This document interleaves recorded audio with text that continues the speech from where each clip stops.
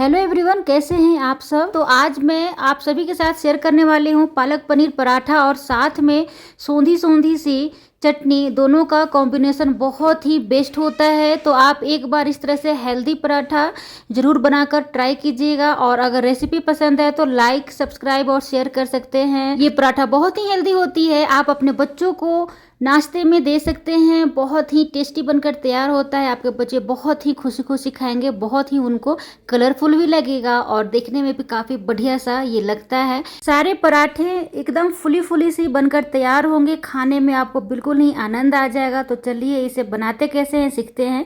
तो यहाँ पर मैंने अपने मात्रा के अनुसार पालक ले लिया है और पालक का जो डंठल होता है ना, मोटा वाला जो डंठल होता है, सभी को मैंने हटा दिया है काट कर। और काफ़ी बढ़िया से इसे मैंने 3 से 4 पानी बदलते हुए धो लिया है। तो धोने के बाद इसे क्या करना है कि कढ़ाई को गर्म करेंगे और कढ़ाई में डालेंगे। कढ़ाई में डालने के बाद यहाँ पे थोड़ा सा आपको पानी डालना है। तो देखिए पानी का मात्रा थोड़ा अधिक रखना है, ज़्यादा मत अधिक रखिएगा। जैसे 1 से 2 कप ले लीजिएगा। जैसे पानी में ना पालक जो है ना वो डीप हो जाना चाहिए, उतना कर लेना है। जब अच्छी तरह से पानी खौलने लग जाए तो यहाँ पे आधे चम्मच से कम डाल देना है बेकिंग सोडा, यानी मीठा सोडा। इससे क्या होगा ना कि पालक का कलर बिल्कुल हरा हरा सा रहेगा, बिल्कुल ही हरा हरा सा हमारा पराठा बनकर तैयार होगा। तो जब अच्छी तरह से मिक्स हो जाए तो 1 मिनट के लिए इसे और बॉयल कर लीजिएगा। और बॉयल करने के बाद इसे निकाल लीजिएगा। और निकालने के बाद बिल्कुल ही ठंडे पानी में आपको डाल देना है। कोशिश कीजिएगा बर्फ़ का पानी होना चाहिए। अगर बर्फ़ का पानी नहीं है तो बिल्कुल ही ठंडा ठंडा पानी में आपको डाल देना है तुरंत ही निकालने के बाद। और पालक को बहुत ज़्यादा पकाना नहीं है, बस 1 से 2 मिनट काफ़ी है। जब पालक का पत्ता हल्का हल्का सॉफ्ट हो जाए, मतलब मुलायम हो जाए, तो तुरंत इसे निकाल कर ठंडे पानी में डाल लीजिएगा। ठंडे पानी में से अब क्या करना है, निकालने के बाद इसे मिक्सी जार में डालेंगे और मिक्सी जार में सभी को डाल देंगे। और अब यहाँ पे डालना है मिर्ची। तो मिर्ची का इस्तेमाल आप अपने अनुसार रख लीजिएगा, आप कितना तीखा पसंद करते हैं खाना। तो हरा मिर्च मैंने यहाँ पर ले लिया है, साथ में मैंने 3 से 4 कलियाँ लहसुन का ले लिया है। और अब इसे काफ़ी बढ़िया से बारीक सा पेस्ट इसका बना लेना है। बारीक सा पेस्ट तैयार करते समय पानी का इस्तेमाल आप नहीं कीजिएगा, इसी में आपको पीस लेना है। तो यहाँ पे हमारा जो पालक प्यूरी है वो बिल्कुल ही बनकर तैयार है। तो अब एक बड़े से बर्तन में, खुले बर्तन में आपको गेहूं का आटा ले लेना है। तो गेहूं का आटा थोड़ा थोड़ा करते हुए लीजिएगा। और इस आटे में मैंने स्वाद अनुसार नमक डाल दिया है और 2 से 3 चम्मच मैंने यहाँ पे पिघलाया हुआ घी डाल दिया है। तो देखिए घी जरूर डालिएगा, बहुत ही अच्छा टेस्ट आता है। अब नमक और घी डालने के बाद काफ़ी बढ़िया से मिक्स करेंगे और इसमें पेस्ट बनाया हुआ पालक का डाल देंगे। तो पालक का जो भी पेस्ट है ना, इसमें डालने के बाद जो मिक्सी जार में थोड़ा सा रह जाता है तो थोड़ा बहुत इसमें पानी डालेंगे और पानी डालने के बाद सारा इसमें निकाल लेंगे। ठीक है, अब इसे हाथों से गूंदेंगे मिक्स करते हुए। और यहाँ पे ध्यान ये देना है कि इसके ऊपर से आपको पानी का इस्तेमाल नहीं करना है। पालक का प्यूरी जो है ना, पालक का जो पेस्ट है, इसी में आपको आटा को गूंद लेना है अलग से। किसी भी प्रकार का पानी मतलब बिल्कुल ही मत कीजिएगा इस्तेमाल। इसी में आपको थोड़ा थोड़ा मिलाते हुए आटा को अच्छा सा डो तैयार कर लेना है, सॉफ्ट सा। तो देखिए यहाँ पे थोड़ा सा हमारा आटा गीला हो गया है, तो थोड़ा सा और मैं आटा डालूंगी। और इसी तरह से आपको थोड़ा थोड़ा मात्रा में आटा देते हुए, मिक्स करते हुए आपको आपका आटा तैयार कर लेना है। क्योंकि देखिए एक ही बार अगर अधिक मात्रा में आटा दे देंगे तो हो सकता है कि आटा ज़्यादा हो जाएगा और पालक का प्यूरी जो है वो कम पड़ जाएगा। तो थोड़ा थोड़ा ना आप देते हुए आटा बैलेंस बनाकर आप गूंद लीजिएगा। और देखिए हाथ को बिल्कुल ही साफ करके पानी से एकदम अच्छे से गूंद लीजिएगा, ताकि चिपचिपा सा ना हो और हाथ में चिपके नहीं। और अच्छे से गूंद लेने के बाद इसे ढक कर छोड़ दीजिएगा थोड़ी देर के लिए। अब एक पैन लेना है, पैन में मैंने थोड़ा सा सरसों तेल डाला है 1 से 2 चम्मच। और इसमें डाल दिया है छोटे चम्मच से 1 चम्मच जीरा।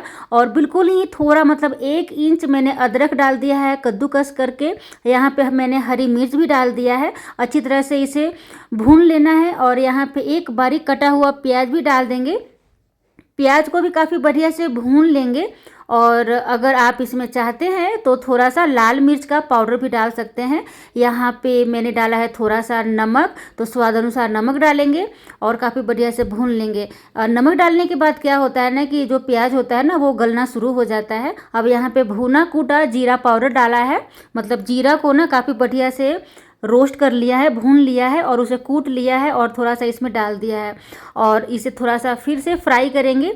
और अब यहाँ पे कद्दूकस करके पनीर डालेंगे। तो देखिए कद्दूकस करके जब पनीर डालते हैं ना तो क्या होता है ना कि बिल्कुल ही फूला फूला सा हमारा पराठा बनकर तैयार होता है। तो कोशिश कीजिएगा कद्दूकस करके ही डालने के लिए। अब यहाँ पे थोड़ा सा 1 से 2 मिनट तक इसे फ्राई कर लेंगे, ज़्यादा अधिक मत कीजिएगा क्योंकि अगर आप अधिक देर तक फ्राई कर लीजिएगा तो जो पनीर है ना वो च्यों हो जाएगा, तो पराठा सही नहीं बनेगा। तो बस 1 से 2 मिनट हल्का सा मतलब पनीर को हल्का सा पिघला लेना है, ठीक है। अब ये हमारा जो है ना स्टफिंग बिल्कुल ही तैयार है। अब इसे बर्तन में मैंने निकाल लिया है। अब इसी पैन में मैंने दोबारा से सरसों तेल डाला है और लाल मिर्च डाला है। तो तीखा के अनुसार आप डाल लीजिएगा लाल मिर्च।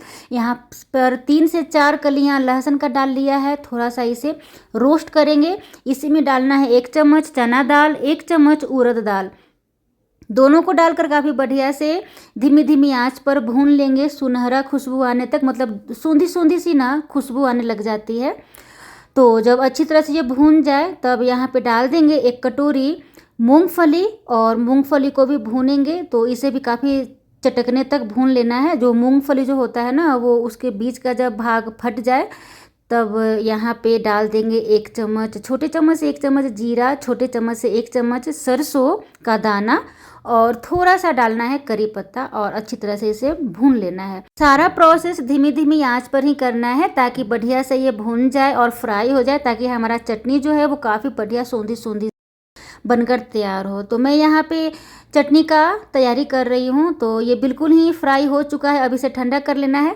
ठंडा हो जाने के बाद इसे मिक्सी जार में ट्रांसफ़र करेंगे और इसमें रखने के बाद बिना पानी डाले हुए इसे दरदरा सा पहले बारीक मतलब पाउडर बना लीजिएगा। तो यहाँ पर अभी मैं पानी नहीं डालूँगी और काफ़ी बढ़िया से इसे पाउडर बना लेने के बाद तो देखिए ये बिल्कुल ही सूखा सा पाउडर हमारा बन चुका है। तो इसे क्या होता है ना कि काफ़ी बढ़िया सा पेस्ट बनकर तैयार हो जाता है अगर पहले इसका बिना पानी का इसका पाउडर बना लेते हैं। तो पाउडर बनाने के बाद यहाँ पे थोड़ा सा नींबू का रस डाल देंगे और नमक डाल देंगे स्वाद अनुसार और पानी डाल देंगे। अब यहाँ पे पानी डालकर इसका पेस्ट तैयार कर लेंगे। तो देखिए अगर आपके पास इमली है तो आप नींबू के जगह पर इमली का भी पल्प डाल सकते हैं, बहुत ही बढ़िया सा टेस्ट आता है।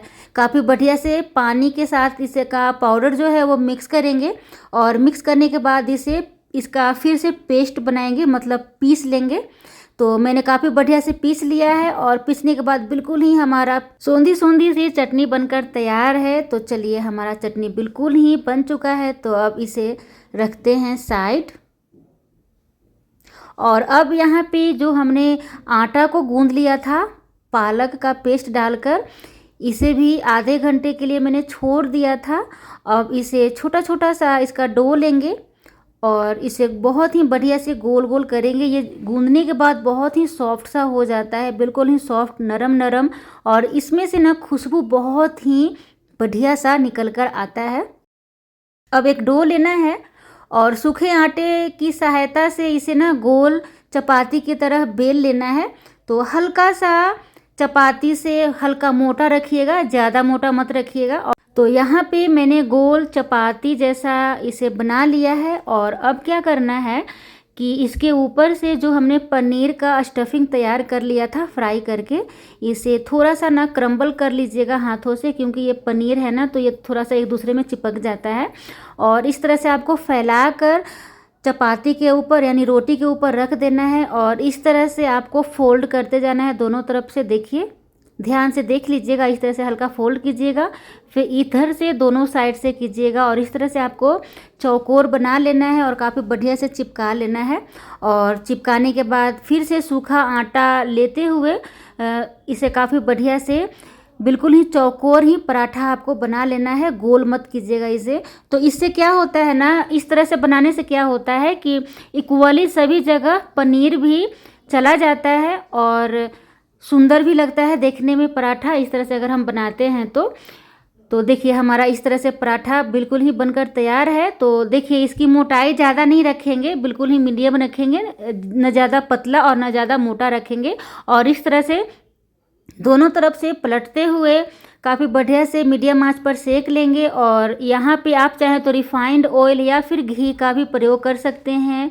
और काफ़ी बढ़िया से इसे मतलब कि तेल डालते हुए दोनों तरफ से सेक लीजिएगा। आपका बिल्कुल ही फूला फूला सा पनीर का पराठा, पालक पनीर का पराठा बनकर तैयार हो जाएगा। तो आप देख सकते हैं कितना नरम मुलायम फूला फूला हमारा पालक पनीर बनकर तैयार है, मतलब पालक पनीर का पराठा बनकर तैयार है। तो देखिए इस तरह से आप अपने घरों में भी यह सुंदर सा, प्यारा सा, नरम सा आप पालक पनीर पराठा बना सकते हैं। देखने में भी, खाने में भी बहुत ही सुंदर। और आप देख सकते हैं ये पराठा कहीं से भी ये फटी नहीं है, बहुत ही अच्छी ये पराठा बनकर तैयार हुई है। और साथ में सोंधी सी चटनी भी हमारा बनकर तैयार है, क्योंकि हमने इसमें चना डाला था ना, चना और उड़द और साथ में मूंगफली का था। तो सभी को मैंने रोस्ट करके बना लिया था। तो बहुत ही दोनों का कॉम्बिनेशन अच्छा है, खाने में भी बहुत टेस्टी होती है। तो आप एक बार इस मेरे तरीके से ज़रूर पालक पनीर का पराठा और सोंधी सी चटनी ज़रूर बनाइएगा। यहाँ पे साथ में मैंने हरी वाली चटनी, धनिया की चटनी भी रख दिया है और साथ में टोमेटो सॉस भी रख दिया है। आपको जो भी चटनी पसंद हो वो आप खा सकते हैं इसके साथ।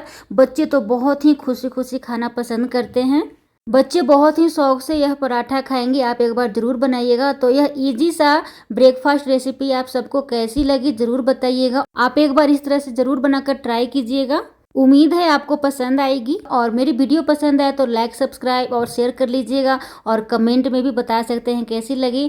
तब तक के लिए थैंक यू सो मच। मिलते हैं जल्द ही नेक्स्ट वीडियोज़ में।